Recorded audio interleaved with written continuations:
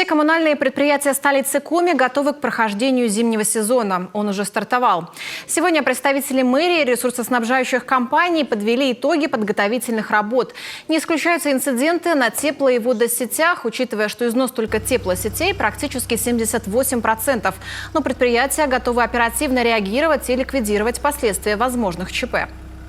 При среднем ресурсе тепловой сети в 25 лет в городе необходимо менять около 18, от 14 до 18 километров только для простого восстановления самой тепловой сети. Это очень большой показатель.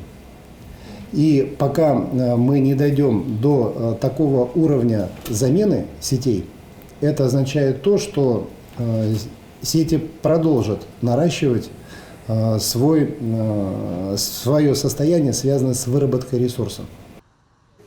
Уже на днях ожидается минусовая температура. В дорожном хозяйстве столицы к встрече морозов готовы. Заготовлено 60% пескосоляной смеси для посыпки дорог. А пешеходные дорожки и тротуары будут покрываться мраморной крошкой. Ее запасов достаточно, хватит на ближайшие несколько лет.